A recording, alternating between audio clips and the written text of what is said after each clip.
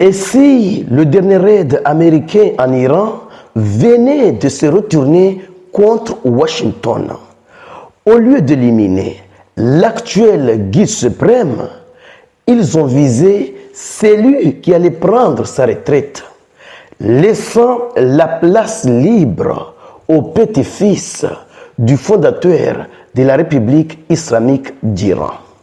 Donc, l'ancien est parti, le nouveau a pris ses fonctions. L'ancien de 87 ans est parti, le nouveau de 53 ans a pris ses fonctions. Donc, le système fonctionne et surtout, le système venait de se solidifier davantage. Chers messieurs, je vais entrer en profondeur pour vous présenter les détails de ce qui se passe, les détails de cette succession. Mais avant d'aller dans les détails, sécurisez cette vidéo, poussez les j'aime, laissez vos commentaires et partagez cette vidéo au maximum. Et ceux qui ne sont pas encore abonnés, il est temps de cliquer sur le bouton suivre pour rejoindre votre communauté. Allons-y directement dans les détails. Que dit les sources? Selon les dernières informations, Sayed Hassan Khomeini prend la tête de la salle d'opération de guerre. La tête de la salle d'opération de guerre est un rôle qui revient au guide suprême. Et pourquoi c'est lui et pas quelqu'un d'autre? Je vais vous dire quelque chose.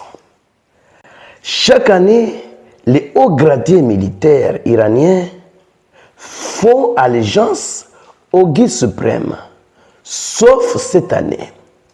Cette année, les hauts gradés militaires iraniens ont fait allégeance au guide suprême, mais représenté par celui que je viens de citer, puisque c'est le successeur naturel qui a été choisi.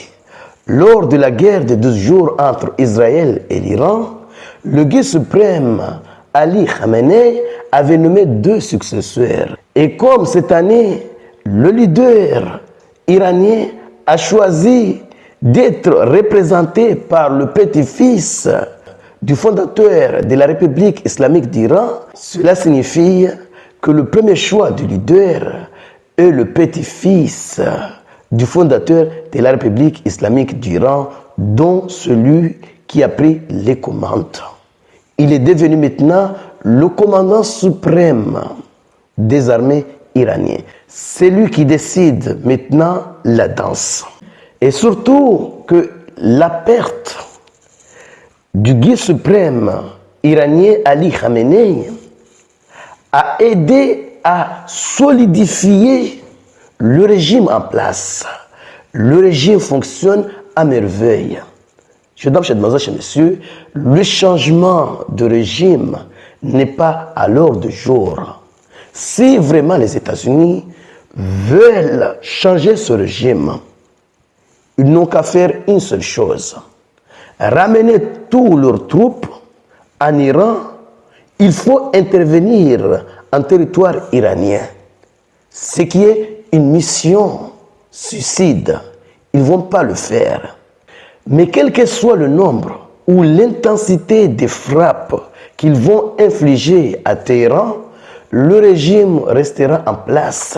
Parce que le régime est un système bien conçu. Ce n'est pas un gouvernement.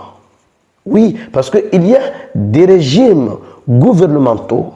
Si vous arrivez à décapiter le président, là, le régime risque de s'effondrer, puisque c'est un président. Ici, le régime que nous parlons, le régime en question, ce n'est pas le président iranien. Lui, il ne fait pas partie du régime. Le régime, c'est la révolution islamique, la structure la plus puissante du pays. Mesdames, messieurs, comment les États-Unis et Israël vont-ils faire pour faire tomber ce régime? D'ailleurs, cette opération va renforcer la crédibilité de ce régime à protéger le pays. Chers amis, Partagez cette vidéo au maximum.